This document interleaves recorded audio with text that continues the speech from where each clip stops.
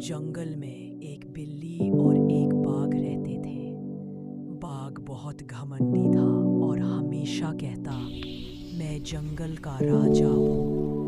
बिल्ली बोली, राजा हो तो क्या